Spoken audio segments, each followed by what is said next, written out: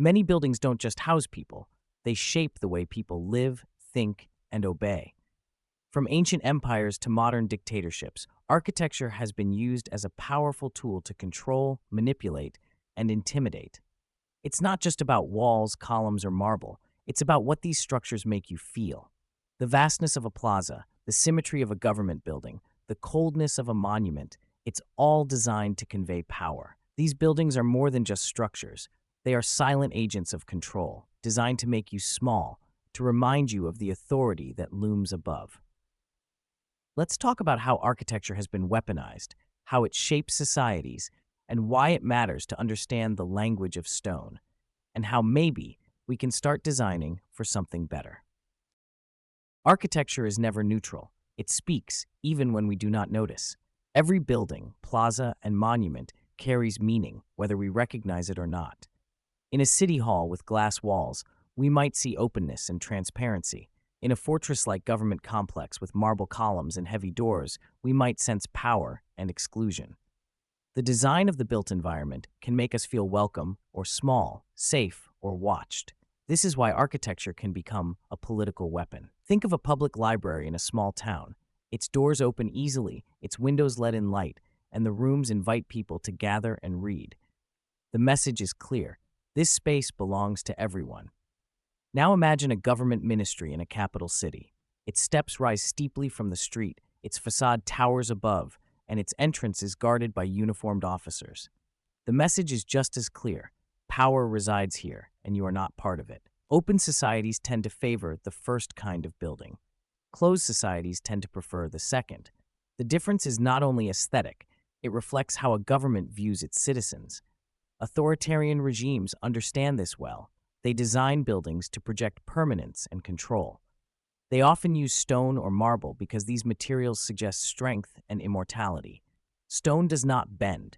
Marble shines and feels untouchable. These materials are meant to outlast generations. When you stand before them, you sense that the regime intends to last forever. This impression is deliberate. The form of a building also sends a message. Symmetry, for instance, communicates order. When every column lines up and every window matches, the building expresses discipline. It tells people there is no room for deviation. This kind of order can feel reassuring, but in the hands of an authoritarian regime, it also communicates control. The message becomes, everything is in its place, including you. You will obey because the building tells you that you should. Size matters too. Monumental scale can overwhelm the human body. When a plaza stretches for hundreds of meters or a dome rises high above your head, you feel small. This feeling is not accidental. Monumentality in architecture makes the individual seem unimportant compared to the power of the state. It is a physical way of saying, we are big, you are not. You cannot fight us because we are larger than life itself. One can picture walking up to a marble-clad parliament in a closed society. The stairs rise like a mountain. Guards stand at attention. The building blocks the sky. As you climb, you become aware of your own steps echoing in the open space. You glance up and see rows of stone columns as thick as tree trunks. The doors are massive, designed for scale rather than comfort. You feel like a visitor, not a participant. This experience teaches you something about power without a single word being spoken. In democratic countries, governments often design buildings to encourage a sense of belonging. They use glass to let people see inside. They build entrances at ground level. They include public spaces where citizens can gather freely.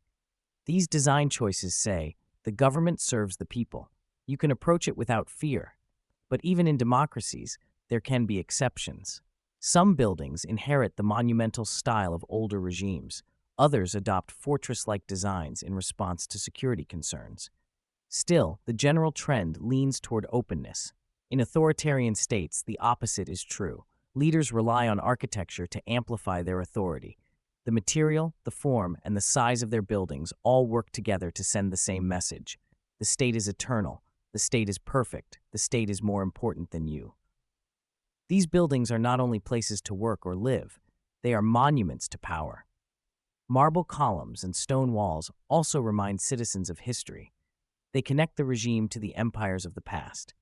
Ancient Rome used the same visual language to demonstrate the glory of the emperor. By copying that style, modern regimes borrow the prestige of the ancient world. The association is subtle but effective.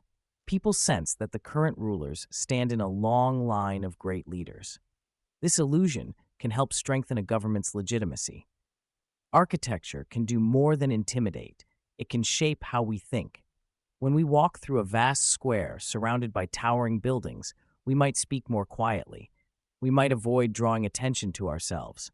Over time, these small behaviors can change how we view the world. We might begin to believe the state is as powerful as the buildings suggest. The architecture has done its job. A person who has lived their entire life in a city filled with monumental buildings may not question them. The scale and the materials feel normal. That is why architecture can be such an effective political tool. It does not argue or explain. It simply exists, always present, always shaping the way we see power. The buildings do not change, and we begin to believe that the system behind them will not change either. Thomas Perrault, a German photographer, once described living in Jerusalem near the site of a terrorist attack. He spoke about how the physical environment carried a sense of fear and uncertainty. Even if no one said a word, the buildings and streets reminded him of danger. This shows how space and design can shape emotions. Authoritarian regimes understand this deeply. They use architecture not only to express their strength, but to create a constant undercurrent of obedience. When you hear the phrase architecture as a political weapon, it might sound abstract, but think of how you feel when you enter a space that is clearly not meant for you. Your shoulders tense, your voice lowers, you become careful. Now think of how you feel when you step into a space where you are welcome. You relax, you move freely. These reactions are not accidents. They are responses to design. Authoritarian architecture amplifies the first set of feelings. It encourages caution, humility, and fear. It tells citizens that the state is untouchable. In the words of one critic, architecture becomes a silent but powerful agent of fear and obedience. This phrase captures what many regimes hope to achieve. They want the buildings themselves to enforce the rules, even when no officials are present. The next time you see a government building made of marble and stone, with towering columns and a perfect facade, ask yourself what it is trying to say. It may not be speaking in words, but it is speaking all the same. Walk through the ruins of ancient Rome, and you begin to understand something about power. The arches still stand. The columns still reach to the sky. The scale of the buildings, even in decay, suggests an empire that did not see limits. This was not accidental. Roman emperors built in stone and marble not only to shelter, but to rule through space. They understood that architecture could be more than shelter or beauty. It could be an argument about who deserved to rule the world. Roman architecture was born from politics and religion. The Romans borrowed from the Greeks, yes, but they reshaped what they inherited. Where the Greeks built temples for gods, the Romans built for emperors. The lines blurred between worship and loyalty. Marble columns no longer pointed to Olympus, they pointed to Caesar. When Augustus claimed to have found Rome a city of brick and left it a city of marble, he wasn't just talking about material upgrades. He was declaring the start of something divine, orderly, and permanent. Classical architecture, as it came to be known, became a language of hierarchy. Its elements, the arch, the dome, the column, were more than engineering solutions. They were political metaphors. The arch symbolized triumph. The dome suggested the heavens made real on earth. The column spoke of structure and rank, vertical, clean, immovable. These symbols worked because they were easy to understand. You didn't need to read Latin to grasp that standing in front of a marble temple meant being in the presence of power. Rome built for eternity. Its emperors wanted to be remembered. They wanted their rule to seem as natural as sunrise. That's why they inscribed their names into the stone, why they copied the same shapes again and again. The buildings did not need to change, because the message did not change. Rome is forever, and by extension, so is the emperor. These ideas did not fade with the empire. Long after Rome fell, the ruins remained. They became a toolkit for later rulers, symbols ready to be borrowed and repurposed. Every time a modern ruler wants to evoke authority, tradition, or divine right, they reach for classical forms. The reason is simple. These shapes have worked before. They carry the weight of centuries. They already mean something, and what they mean is order, grandeur, and permanence. When kings in Europe wanted to assert their rule, they turned to Rome. The Renaissance revived classical columns and arches, not just for art, but for power. The Baroque added more drama, but kept the structure. Even the U.S. Capitol, built in the Age of Revolution, borrowed the dome and the portico, not to express monarchy, but to borrow Rome's symbolic weight. The founders wanted the authority of the Republic, not the empire, but the architecture was nearly the same. This raises a question. If both democracies and dictators use classical design, what makes it authoritarian? The difference lies in how it's used and what it's used to suppress. In democratic settings, classical architecture is often mixed with openness. The buildings may use columns, but they also use glass. They sit at street level. They invite the public in. The goal is to suggest stability without excluding people. But in authoritarian regimes, the classical style becomes rigid and controlling. The buildings are larger, colder, more symmetrical. They sit high above the ground. They don't invite you in. They look down on you. For dictators, classical architecture offers two key advantages. First, it connects them to a golden past. If Rome was great, and if I look like Rome, then I too must be great. It's a trick of association. Second, it feels eternal. A concrete tower can be torn down. A marble hall feels like it's supposed to be there forever. The dictator gains the illusion of permanence. In the 20th century, these ideas came back in full force. Fascist Italy under Mussolini revived Roman styles with new materials. Hitler's Germany planned a new Berlin modeled after Imperial Rome. Stalin used classical forms to build Soviet pride while covering up fear.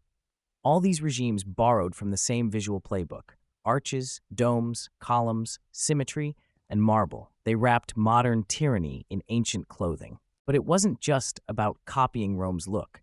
It was about copying Rome's message. These regimes wanted to seem inevitable. They wanted their people to feel that resistance was useless. What better way to say that than with buildings that feel like they've always been there? The use of arches in these regimes was rarely for passage. They were for spectacle. Domes were placed not to inspire prayer, but to house the might of the state. Columns didn't hold weight. They held history, reminding citizens of who was in charge. The symbols remained the same, but the meanings were sharpened. Instead of celebrating gods, they celebrated the state. Instead of welcoming pilgrims, they warned citizens. We often forget that these choices were deliberate. No dictator just happens to prefer marble. No tyrant stumbles into symmetry. These are not aesthetic decisions. They are strategic ones. The point is not just to look powerful, but to make people feel powerless. That is what Rome's legacy offers, the blueprint for domination without needing a word. As we move into the modern era, we will see how these ancient ideas reappear in the hands of 20th century leaders. We will walk through the grand halls of Nazi Germany, the vast plazas of the Soviet Union, and the sterile palaces of today's strongmen. But we will not be leaving Rome behind. Its ghost follows us through every column and every echoing dome. The empire may have fallen, but for tyrants, it never really ended. In the late 1930s, Benito Mussolini stood before a map of Rome and imagined a new district rising from the ground, one that would connect his fascist vision to the glory of the Roman Empire. This place would not only reflect the power of the regime, but also place it within a long historical line stretching back to emperors and Caesars. He called it EUR, short for Esposizione Universale Roma. It was meant to host a World's Fair in 1942, marking 20 years since fascism had taken hold in Italy. The fair never happened. The war got in the way, but the architecture remained, and with it, a blueprint for how to design obedience. Walking through the EUR district today still feels strange. The streets are wide and quiet. The buildings are boxy and pale. The symmetry is exact. There's a rhythm to the way everything sits in place. Clean lines, smooth surfaces, white stone, little ornament. Nothing softens the scene. There's no clutter, no surprises. The buildings don't speak, they pronounce. You feel as though you've stepped onto the set of a film about power, because in many ways, that's exactly what Mussolini wanted. He directed the project with precision. His architects used a style called rationalist classicism. It pulled from ancient Roman principles, columns, arches, and symmetry, but stripped them down. No decorative flourishes, no dramatic color. The forms were strict, geometric, and orderly. It was a form of control. The buildings were not just places to work or gather, they were instruments of fascist identity. At the heart of EUR sits the Palazzo della Civiltà Italiana, sometimes called the Square Colosseum. It's a boxy white cube with 6 rows of 9 arches on each side. The numbers weren't random, 6 for the letters in Benito, 9 for Mussolini. Even the math bowed to the leader. The building uses travertine marble, the same stone favored by the ancient Romans. Its pale tone gives it a cold clarity, like polished bone. The material was meant to suggest strength, tradition, and purity. This was no ordinary government complex. It was a stage. Mussolini used architecture the way a director uses a camera. The wide boulevards of EUR were made for parades. The squares were large enough to hold thousands of people standing in formation. The buildings rose high around them, acting like giant frames. Photographers could capture images of perfect order, rows of citizens beneath rows of arches, all beneath the banner of fascism. In this way, architecture became cinema. It didn't just house the regime, it helped to produce the spectacle of power. This strategy reached beyond EUR. Mussolini redesigned parts of central Rome too. He cleared out medieval neighborhoods to open up grand vistas leading to ancient monuments. He aligned new roads to connect modern power to ancient ruins. One of the clearest examples is the Via dei Fori Imperiali, a wide road carved through old city blocks to link the Colosseum with the Altare della Patria, a national monument. Mussolini often rode down it in an open car, waving to crowds, framed by history. This physical alignment of ancient and modern was no accident. Mussolini wanted people to see his rule as a continuation of Roman greatness. By building with the same materials and the same shapes, he borrowed the authority of an empire long gone. And it worked. The buildings didn't need to say, "Fascism is strong." They showed it. The use of travertine marble, clean repetition, and massive public spaces all did the speaking. The logic of the layout was clear. The state was above the individual. Geometry replaced variation. Control replaced spontaneity. If you stood in one of EUR's squares, you couldn't lose yourself. Every corner was sharp. Every surface reflected light in the same way. There was no room for disorder or distraction. This wasn't a place for wandering. It was a place for marching. It's important to see how the materials played a role in all of this. Travertine is dense and heavy. It reflects sunlight with a soft glow, but it doesn't invite touch. It's smooth, but not warm. When you use it in such large volumes, it turns from beautiful to intimidating. The buildings seem hard, even when they're not tall. They give off a sense of finality. Nothing here looks temporary. That was the point. Mussolini wanted to suggest that fascism was not a phase. It was the future. By keeping ornament to a minimum, Mussolini's architects also made a statement. This wasn't about personal taste. It was about ideology. The simplicity was meant to reject the excess of previous centuries. It stripped away softness and luxury, replacing them with structure and discipline. The result was stark but clear. A visitor didn't need to read a plaque or a pamphlet. The buildings themselves delivered the message: order, strength, obedience. The power of this approach was in its silence. Nothing shouted, but everything spoke. The size of the plaza, the shape of the windows, the lack of color. These weren't aesthetic choices, they were tools of psychological control. If you visited, you were supposed to feel impressed but also small. You were supposed to admire the buildings, but not imagine yourself inside them. This method worked especially well in photographs and newsreels. When Mussolini appeared in front of these structures, he seemed larger than life. The buildings reinforced his image, just as they were designed to. They became part of his persona. He didn't just rule Italy, he embodied it. And by surrounding himself with stone symbols of Rome, he wrapped his regime in the illusion of historical necessity. What makes this story more powerful is what came next. Mussolini was not alone in seeing the value of stone, scale, and symmetry. Other dictators watched closely.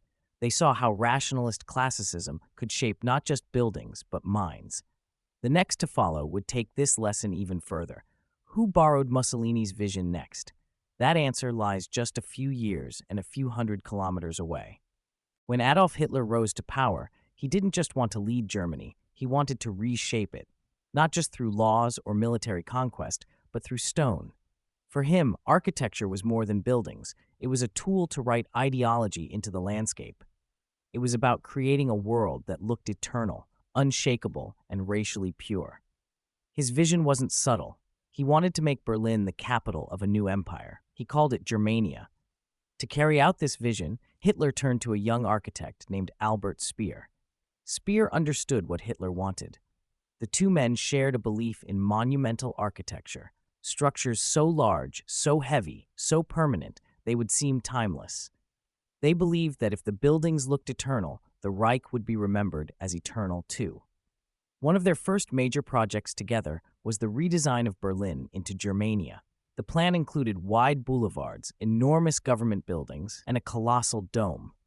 At the center of it all would be the Volkshalle, or People's Hall.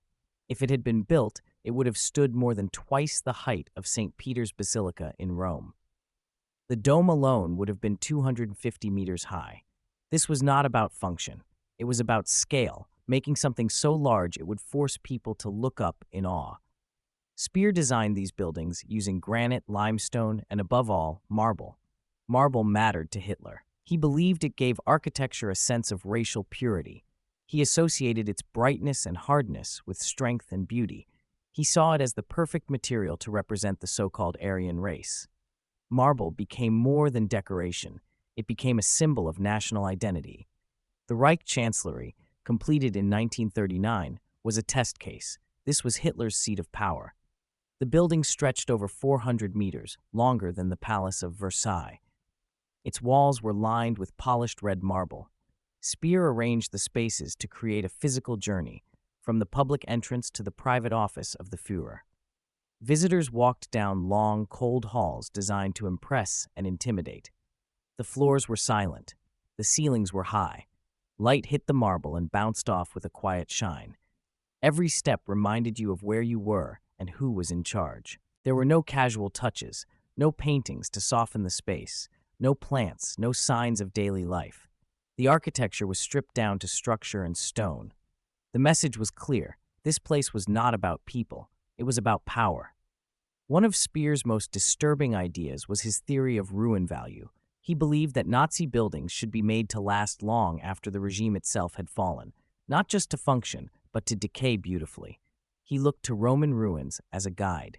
If Rome's broken arches and toppled columns still moved people 2,000 years later, then Nazi architecture could do the same. The buildings would become propaganda for future generations. Even as ruins, they would say, "We were here, and we were strong." To make this happen, Speer chose materials that could survive centuries. He avoided steel and concrete whenever possible. He used stone and marble because they aged well.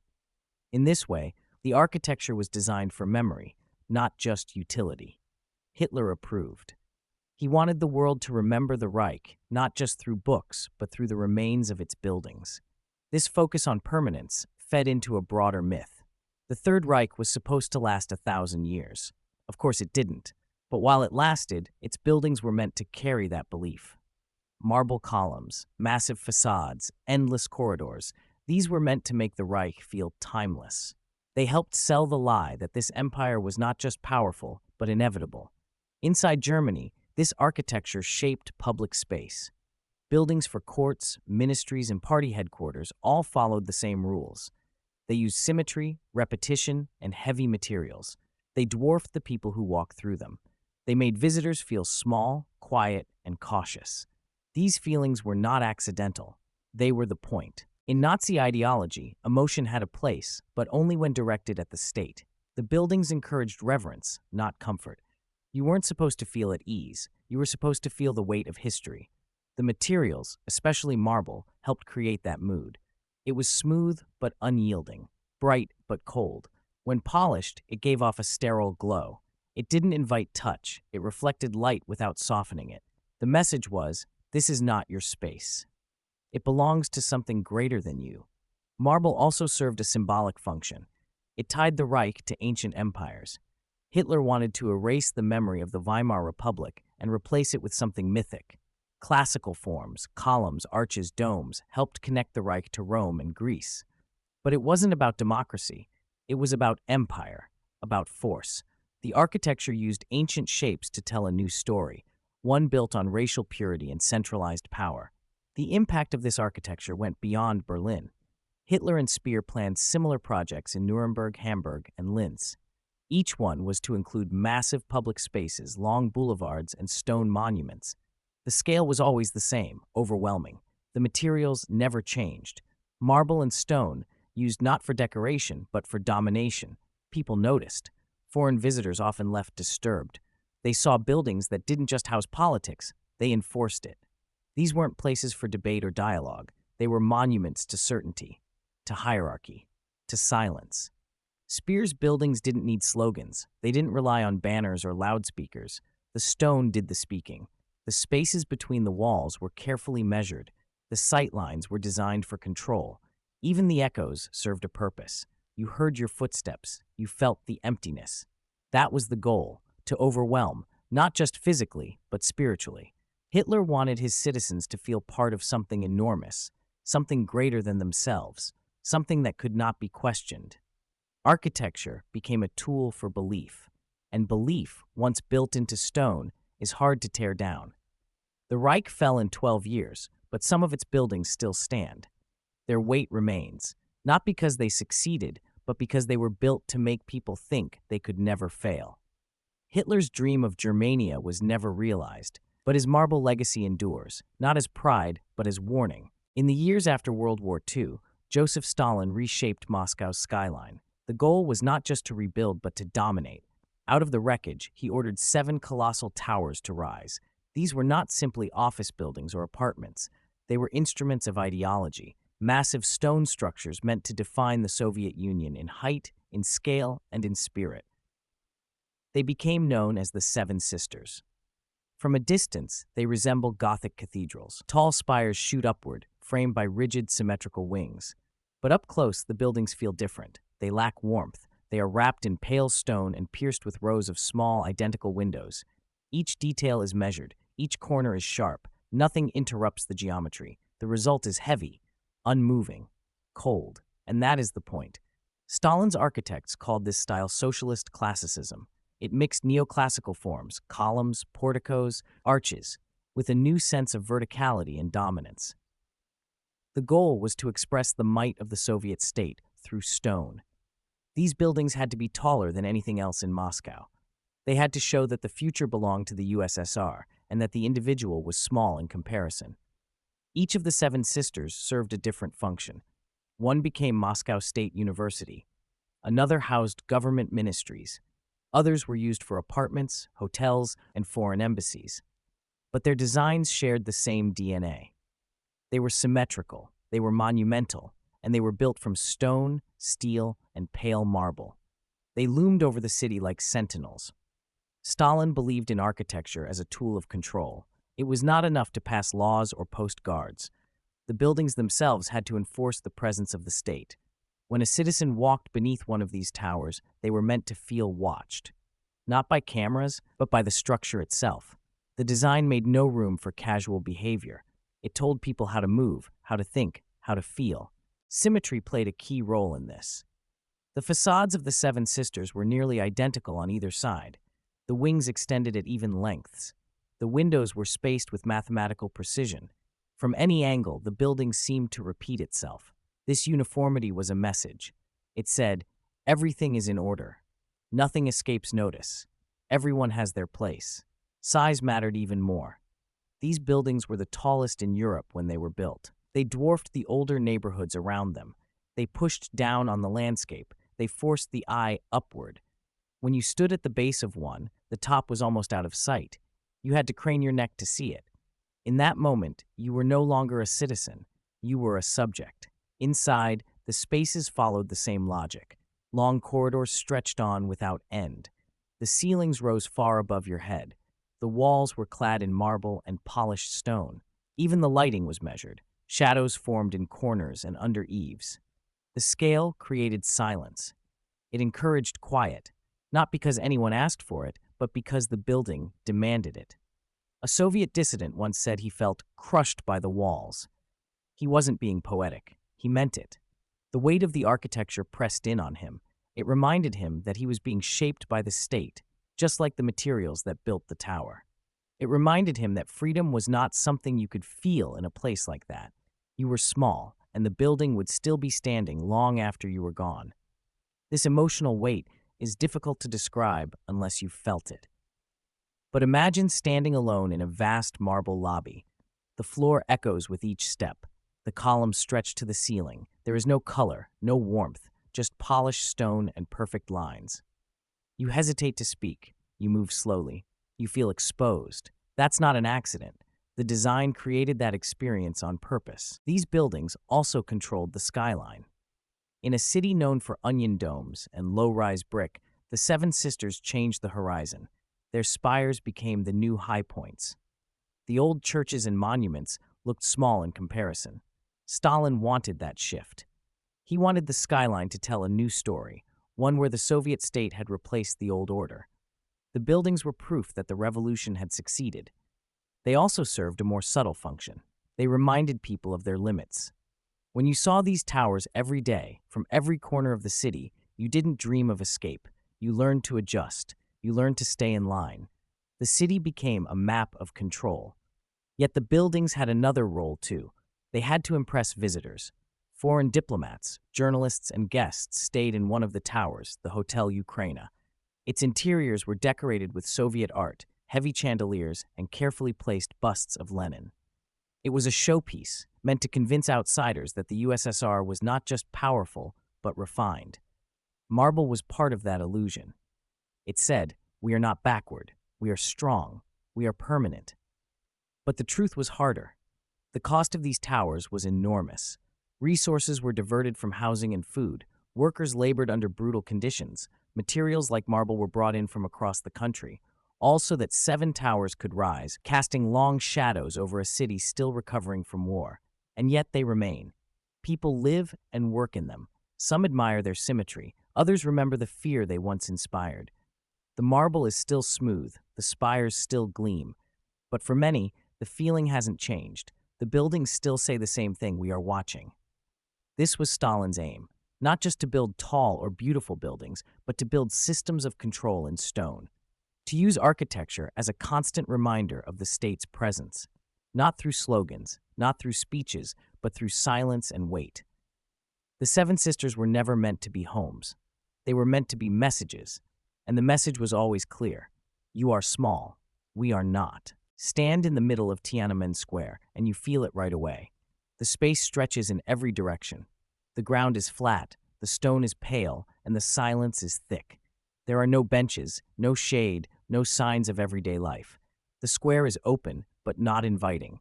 It is public, but not personal. You are meant to feel small here. That is the point. Tiananmen Square is one of the largest city squares in the world.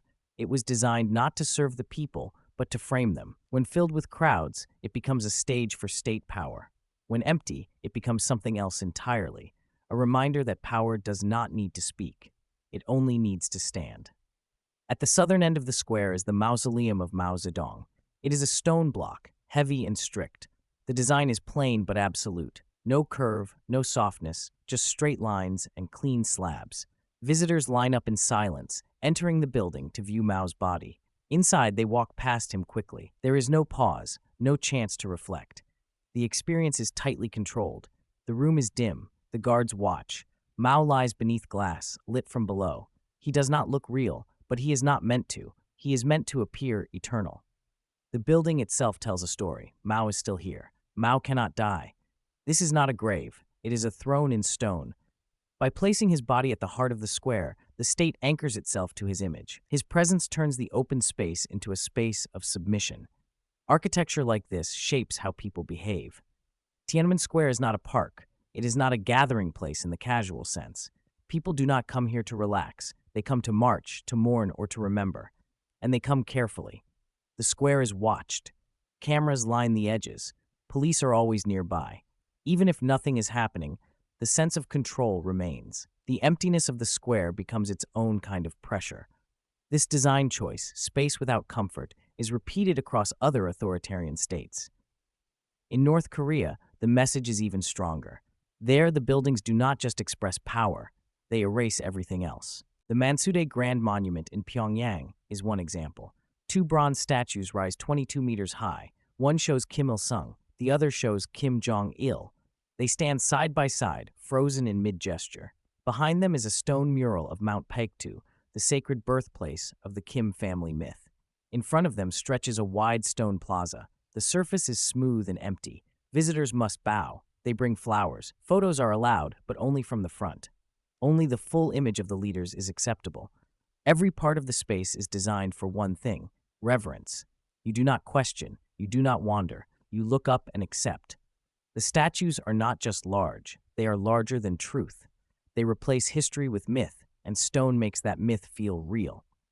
This design approach runs through all of Pyongyang. Streets are wide and mostly empty. Government buildings rise in identical blocks. The color is uniform. The angles are sharp. Everything aligns. There is no clutter, no color that stands out. Perfection replaces personality.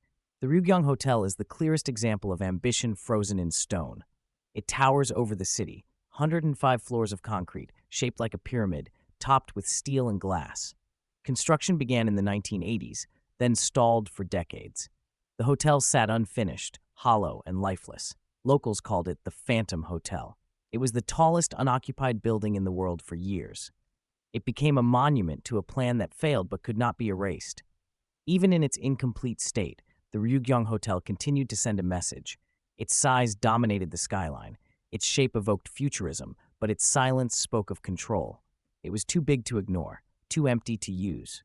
It became a structure of presence, not function. In North Korea, this kind of architecture defines daily life. People move through spaces built to remind them that they are not in charge. Schools, offices, and homes all follow the same logic: straight lines, few colors, portraits of the leaders on every wall. There is no private space without the state's gaze. The effect is not just visual, it is emotional. These buildings control how people feel. The quiet of the plaza, the size of the statues, the sameness of the structures, all of it teaches a lesson: obey. The environment becomes a classroom. You do not need to be told what to do. The design tells you. Repetition removes surprise. Stillness removes resistance. This emotional reaction is something photographer Thomas Perrault encountered firsthand. During his semester in Jerusalem in 2015, he lived near the site of a past terrorist attack. The memory of violence hung in the streets. He spoke of fear as something built into the space, something you could feel even when no one was speaking. That experience led him to see how architecture holds emotion. Not just memory, but tension. Fear settles in the stone. It stays there. In Pyongyang, fear and reverence live in the same material. The stone plazas do not just hold monuments. They hold silence. They hold the pressure of being watched. You can feel it in the way people move. Fast, quiet, orderly. Even the rhythm of footsteps matches the design of the street. These spaces are not made for people. They are made for the image of power. The leaders are large. The people are small. The buildings never let you forget that. In cities like Pyongyang or in spaces like Tiananmen Square, the architecture doesn't tell a story. It replaces one. There is no room for interpretation. You either accept or you disappear. That is the message, and it is told not in words but in stone, in space, and in silence. Walk into the private palace of a dictator and the message changes. It's no longer just about state control or national identity. Now it's personal. The walls are still marble, the ceilings are still high, but this is not for the people. This is for the man in charge. It's where power turns inward, where fear turns into taste. That taste has a name: dictator chic. Dictator chic is not subtle. It doesn't whisper, it shouts. It is a style built on excess, on display, on imitation. It copies wealth, but never quietly. It wants you to see gold, crystal, velvet, and stone. It does not aim for comfort or elegance. It aims for dominance. The point is not to enjoy the space. The point is to be overwhelmed by it. One of the most extreme examples is the People's Palace in Bucharest. Nicolae Ceausescu, Romania's communist leader, ordered its construction in the 1980s. It is still one of the largest administrative buildings in the world. It has over 1,000 rooms. It covers more than 300,000 square meters, and it is made almost entirely of Romanian marble. Inside, everything gleams. Floors, columns, and staircases all reflect light. Massive chandeliers hang from ceilings as high as cathedrals. Hallways stretch for hundreds of feet, with carpets thick enough to muffle footsteps. Gold leaf lines the furniture. Every surface tells you that someone very important lives here, and that you do not. Ceausescu never finished the building before he was overthrown. But even half finished, the palace made its point. This was not built for function. It was not built for governance. It was built for a man who wanted to feel immortal in his own lifetime. This same logic guided Saddam Hussein. In Iraq, Saddam built more than 60 palaces during his rule. Each one had its own theme, its own style, its own image of power. Many were decorated with Italian marble, hand-carved furniture, and imported tiles. He often modeled them after five-star hotels. He liked sweeping staircases, domed ceilings, and rooms that could swallow a crowd. At one palace, murals showed him in battle, riding a white horse through the smoke. At another, the taps were plated in gold. He had swimming pools lined with glass mosaics, banquet halls that could seat hundreds, and guest rooms that no guest ever stayed in. These were not homes. They were sets. They were designed to be looked at, not lived in. This is a key part of dictator chic. It takes its cues from hotel lobbies and royal palaces, but only in appearance. The materials are new, the style is imitated, and the result is more about staging than substance. Some call it Louis the Hotel, a play on the name of French kings and the anonymous luxury found in high-end hotels. It's a mix of Versailles and Vegas. Nothing is antique. Everything is shiny. It looks expensive, but not rich. This style signals power in the most basic way, by copying wealth and then multiplying it. One gold chandelier becomes 10. One marble staircase becomes 5. The goal is not balance or proportion. The goal is to show you how much the ruler can afford and how little you can. Viktor Yanukovych, the former president of Ukraine, followed the same path. After he fled the country in 2014, protesters entered his private estate outside Kyiv. What they found was a museum of dictator chic. The main residence had marble floors, gilded furniture, and carved ceilings. The chandeliers sparkled. A private zoo sat nearby. A replica galleon floated on a man-made lake. There were more bathrooms than bedrooms, and each was lined in stone and gold. One room held a full-size sauna. Another held a collection of antique-style clocks. There was even a golf course, though few people had ever seen Yanukovych play. The estate wasn't just large, it was absurd. It had the size of a kingdom and the emptiness of a showroom. It was a stage built for one man's performance. Dictator chic turns architecture into ego. It replaces community with image. These spaces are not designed to support society. They are designed to lift one person above it. Even the materials say this. Marble is hard, permanent, and rare. Gold is soft, reflective, and symbolic. Glass adds shine. Put them together, and the result is overwhelming. You don't feel invited. You feel pushed out. The repetition of luxury becomes its own kind of violence. No room is simple. No corner is quiet. Everything reflects. Everything glows. You become aware of your body, your clothes, your voice. You lower your tone. You adjust your posture. The space demands it. This is how fear moves from the public to the private. Outside, people walk through massive plazas and cold buildings. Inside, they are shown the reason for it all, the leader's palace. The distance between those two worlds is the distance between power and the people. Dictator chic also avoids age. Old furniture looks worn. Antique rugs look faded. These things are too close to decay. The aesthetic prefers the new. New marble, new fabric, new copies of old styles. The result is that nothing feels lived in. Nothing has weight. It's all surface. It shines, but it doesn't speak. There is no contradiction in the fact that many dictators build like monarchs. Ceausescu ruled a communist state, but his palace rivaled any king's. Saddam claimed to serve the Iraqi people, but he ruled from gold-plated rooms. Yanukovych claimed to lead a modern nation, but filled his home with imitation French luxury. The message was always the same. I am not like you. I live apart. The use of marble, gold, and glass is not just a taste. It is a strategy. It creates distance. It reminds visitors of what they don't have. It turns homes into monuments. It replaces warmth with scale. This is not a space for conversation. It is a space for silence. When leaders build this way, they are not just decorating, they are declaring. Their wealth becomes a form of control, their taste becomes law, and their homes become the final, most personal form of propaganda. The building becomes a mirror, not of the nation, but of the man at the top. Everywhere you turn, There he is. In the entry hall, a painting of him raising his arm. In the plaza, a bronze statue twice the size of a bus. On the building wall, a mural showing him in battle, standing firm while others fall. In the office, a framed portrait watches from above the desk. These images aren't decoration. They are part of a system that turns architecture into a mirror for one man's power. Dictators use physical space to glorify themselves, not just with buildings, but with images, statues, murals, life-size paintings. These are not small touches. They are large, permanent, and placed where no one can ignore them. The goal is simple: to replace history, culture, and identity with the leader's face. You no longer move through public space. You move through him. This happens in government offices, schools, train stations, and stadiums. One picture here, a monument there, a hallway lined with medals he gave himself, a mural showing him shaking hands with workers, or blessing a child, or riding a horse through a storm. The message repeats in every space. He is always watching, always leading, always right. In North Korea, portraits of Kim Il-sung and Kim Jong-il hang in every home, often side by side.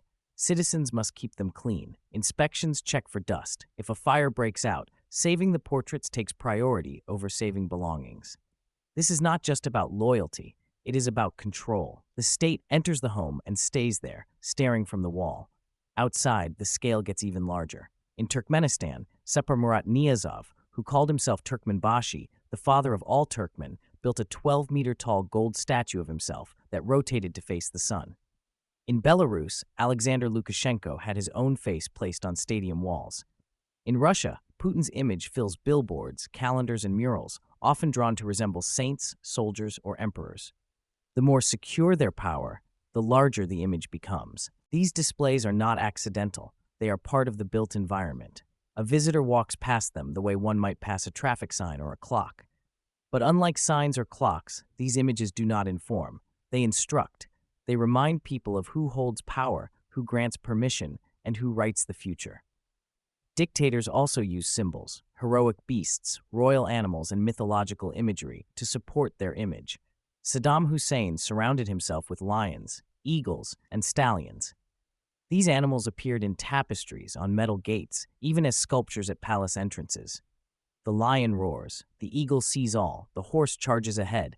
These are traits the dictator wants for himself. Medals and uniforms are another part of the show. In portraits, dictators often wear military jackets covered with ribbons and stars. These symbols are chosen carefully. They suggest bravery, leadership, sacrifice. But most were self-awarded. They didn't earn them in battle. They gave them to themselves in private offices, then wore them in public to play a role. Statues, too, are cast with care. They show the leader taller than anyone else, often pointing to the horizon or holding a book. The pose suggests wisdom, direction, vision. In some cases, statues show them as young and strong. In others, they look godlike. Kim Il-sung is often shown laughing with workers or surrounded by children. Ceausescu stood straight and solemn. Stalin often looked thoughtful, hand on chin. These poses are not random. They shape memory. They tell citizens what to feel. Over time, the line between real and fake blurs. A child grows up walking past the same statue every day. A worker eats lunch beneath a mural of the leader smiling down. A teacher lectures in a room with the same portrait hanging above the chalkboard. The repetition becomes background. It becomes normal. And once it becomes normal, it becomes truth. Photographer Thomas Perot described this experience while living in Jerusalem. He said, "I was ultimately confronted with the constant feeling of fear and uncertainty in the Israeli society through the people I met." He noticed how memory lived in the physical space. The buildings carried stories. The streets held tension. The city taught fear without speaking. This is what happens when space is designed not for use, but for control. Walking through a world built for a single person's ego changes how you move. You speak softer. You watch your steps. You feel eyes on you, even when you're alone. That pressure does not come from people. It comes from the walls, the paintings, the statues. They are not alive, but they act like they are. You learn to behave. In a democratic city, statues honor many people. Murals show history from many angles. Portraits hang for a time, then come down. But in a dictatorship, there is only one face, one story, one truth, and it is made of stone, bronze, and paint. The leader does not just govern, he becomes the architecture itself. Dictator iconography fills space with images that can't be questioned. The buildings and monuments outlast speeches. They do not debate, they declare. And in that declaration, people begin to change. They accept what they see because there is nothing else to see. The environment shapes the mind. The cult of personality in stone is not about admiration, it is about saturation. The more images there are, the less room there is for anything else. No one else matters. No other stories are told. It becomes impossible to imagine life without that face, that name, that pose. The architecture teaches obedience through repetition. In time, people stop noticing the portraits, but they never forget them. The face becomes part of the city, part of the routine, part of the mind. And that, in the end, is what these buildings and images were built to do. Not just to show power, but to live inside it. In the 21st century, power still builds in stone, gold, and glass. The faces have changed, but the tools remain the same. Today's strongmen follow familiar patterns: grand entrances, marble walls, towering facades, and palaces that look more like temples than offices. The symbols of strength are old, but the leaders using them are very much alive. They understand what dictators before them knew. Architecture works best when it looks eternal. In Ankara, Turkey, President Recep Tayyip Erdogan built a new presidential complex known as Aksaray, or the White Palace. It spans over 1,000 rooms. It rises with thick white columns, long steps, and stone walls that reflect the sun. Inside, there are gold-trimmed chandeliers, polished floors, and geometric ceilings inspired by Ottoman designs. Islamic art patterns repeat along the walls. The effect is both ancient and heavy. It tells visitors that Erdogan is not just a politician. He is part of a longer, grander story. Erdogan presents himself as a bridge between past and future. By drawing from Ottoman architecture, he frames his rule as a return to greatness. The palace replaces the old, modest presidential residence. That shift in space speaks louder than any speech. It says the new leader deserves more marble, more space, more silence. Critics called the complex a waste of money. Erdogan called it a symbol of national pride. Either way, it was built and it stands. Across the ocean, Donald Trump did not build state palaces, but he used similar tools in his private empire. Trump Tower in New York, with its bronze glass walls and marble interiors, carries the same message: I am larger than life. Mar-a-Lago in Florida repeats the theme. Its mirrors, chandeliers, canopy beds, and thick gold trim follow the same visual language seen in the halls of authoritarian rulers. The design is not about taste. It is about presence. During his presidency, Trump surrounded himself with symbols of wealth and grandeur. The Oval Office was redecorated with golden drapes and heavy furniture. He held press events in front of marble fireplaces, flanked by flags. These choices signaled status, but they also echoed the aesthetics of power seen in undemocratic states, where decoration replaces dialogue and scale replaces humility. Trump's preference for gold and marble fits neatly within the world of dictator chic. The style does not require dictatorship, only the desire to rule without being questioned. The goal is to replace the ordinary with the exaggerated. A lobby becomes a throne room. A golf club becomes a court. The surroundings push people to look up, not across. Other leaders have followed this path in more subtle ways. In Brazil, Jair Bolsonaro spoke of tradition and strength while minimizing transparency. He admired the military past. His administration moved away from the modernist simplicity that once defined Brazil's public spaces. Instead, he flirted with symbols of nationalism and control: less glass, more stone, more fences. In Hungary, Viktor Orban shifted public life toward centralization. He restored old buildings in Budapest to match classical forms, aligning the architecture with a vision of Hungary rooted in myth and memory. The goal was not to modernize, but to look old, stable, and powerful. He moved parts of government into Baroque palaces and emphasized national heritage through stone and form. The space changed, and so did the message. India offers another example. Under Prime Minister Narendra Modi, New Delhi's central vista, the heart of Indian democracy, was redesigned. The project included new government buildings with strong lines, wide plazas, and uniform shapes. Critics noted how the new architecture reduced public space and centered power more visually than before. The style was clean but heavy. It didn't shout dictatorship, but it didn't suggest participation either. The message felt less democratic and more imperial. Each of these leaders used architecture to suggest permanence. Erdogan looked to the Ottoman past. Trump looked to golden luxury. Orbán looked to history. Modi looked to order. They did not all erase democratic processes, but they all adjusted the stage. They changed how power looked, and that change shapes how people understand it. In North Korea, the transition from Kim Jong-il to Kim Jong-un changed little in terms of architecture. The son built on the father's legacy. New buildings followed the same strict rules: symmetry, repetition, monumentality. Ryomyong Street, a recent residential project in Pyongyang, included tall towers with shiny facades. They looked modern but followed the same logic. They were not for comfort. They were for show. The city remains a place where buildings reflect the leadership, not the lives of those who live inside. This raises a question. What happens when luxury replaces legitimacy? When the palace grows larger, but the vote grows weaker? When the leader's house expands while the people's access shrinks? Architecture starts to tell a different story. A marble lobby becomes a wall. A gold-trimmed hallway becomes a barrier. 1,000 rooms say more than 1,000 speeches. They say, "I deserve this." You watch. When leaders lean on architecture to prove their worth, they stop relying on trust. They use stone where policy should be. They build monuments where there should be debate. They light halls with chandeliers when they should be opening doors. And over time, the buildings become the proof of the lie, that greatness can be constructed, even if respect cannot. Architecture still carries weight. In the hands of strongmen, it becomes a stage for performance, not governance. It holds symbols, not values. It protects power, not people. And even though the styles may change, from Ottoman to modern, from Baroque to minimalist, the core remains. The building grows, the leader rises, the distance between the two and the citizen expands. The 21st century did not end the politics of stone. It gave it new faces, new finishes, and new names. But the shapes remain familiar. The columns still rise, the marble still gleams, and the message still echoes: I am here to stay. Architecture can silence people, but it can also invite them in.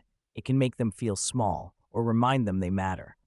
In places where power once crushed voices, buildings today can help those voices return. This is counter-architecture, not in form alone, but in purpose. It aims not to dominate, but to recognize, not to declare, but to listen. In Berlin, near the heart of government, sits the memorial to the murdered Jews of Europe. It is not tall, it is not decorated, it does not feature a face or a flag. Instead, it spreads across the ground in the form of concrete blocks, over 2,000 of them. They rise and fall in rows, all gray, all unmarked. As you walk through, the ground dips, the blocks grow taller. Soon, you lose the horizon. The city fades. You are inside a space that feels neither open nor closed. You are surrounded, but not contained. There is no single message in this space. That is the point. It invites reflection, not instruction. You feel disoriented. You slow down. Some visitors are silent. Others talk in low voices. There is no right way to feel and no fixed path to follow. The memorial does not speak for the victims. It makes room for memory. It gives space to absence. That restraint is powerful. It breaks with the architecture of control. In Johannesburg, South Africa, the Constitutional Court stands on the site of a former prison. The old walls still surround it. The building itself is open, bright, and full of art. Glass walls let in light. Visitors can see the judges at work. No tall fences, no harsh marble, just wood, stone, and space. The entrance is marked by a large wooden door carved with words from South Africa's constitution in every official language. The court welcomes people in, not to intimidate, but to reassure. Inside, the courtroom is arranged so that judges and public face each other. No raised platform, no rigid distance. The message is clear: law belongs to everyone. The architecture serves that goal. It reflects the values the country now tries to uphold: justice, dignity, openness. These buildings show that architecture can take another path. It can help societies move forward after violence, oppression, or silence. They do not erase history, they reveal it, but they do so with care. In Thomas Perrault's project, This Is Us, he photographs people with personal signs that explain how they want to be seen. No monuments, no grand design, just a person, a small sign, and the camera. One woman holds a note that says, "I want you to know I survived." Another writes, I am more than what you fear. These portraits reclaim space. They put real stories where stereotypes often sit. Perrault writes about human-scale storytelling, about making space for truth without force. His work shows that resistance doesn't need to be loud. It can be quiet, it can be gentle, but it still stands. That principle can apply to buildings too. Architecture doesn't have to speak for us. It can speak with us. It can hold space, not fill it. It can create moments of rest, reflection, and return. Not every building needs to be large. Not every plaza needs to impress. Sometimes a bench in the sun or a glass wall in a courtroom says more than a column of stone ever could. There is still risk. Even democratic buildings can drift toward show and scale. Even good intentions can lead to cold design.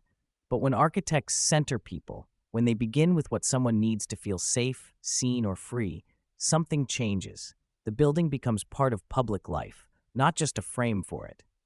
Counter-architecture often works through small choices: doors placed at eye level, windows that show what's happening inside, walls that welcome light, not block it, shapes that follow the human body rather than erase it.